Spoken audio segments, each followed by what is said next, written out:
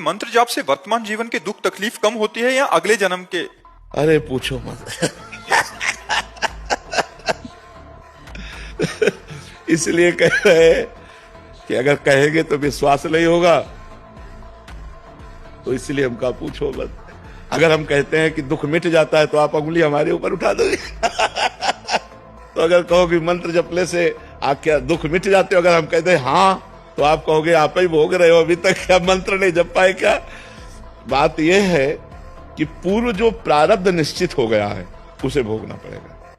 जिसे प्रारब्ध कहते हैं उसे भोगना पड़ता है। जो नया कर्म है और जो पुराने संचित कर्म है, ये दोनों नष्ट हो जाते हैं भजन से। प्रारब्ध नष्ट नहीं होता, प्रारब्ध भोगना पड़ता है। रामकृष्ण परमहंस जी के गले में कैंसर था, बड़े बड़े संतों के शरीर में पीड़ाएं देखी गई। अगर भजन से सब पीड़ा नष्ट हो जाती तो भजन करने वाले को किसी को पीड़ा ही ना मिलती।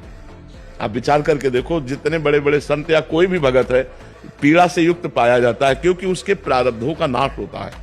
पूर्व संचित कर्म भस्म कर देते हैं भगवान, और क्रियमाण माने वर्तमान में जो हमसे गलती होती है उसे क्षमा कर देंगे। लेकिन जिस समय हमारा शरीर बनाया गया था, उस समय जो रखा गया है कि 20 वर्ष में तुम्हारा हाथ टूट जाएगा, 25 वर्ष में तुम्हारा सर फूटेगा, तुम्हें कैंसर, वो सब होगा, वो सब होगा, चाहे भजन करो या ना करो, उससे कोई फर्क नहीं पड़ता।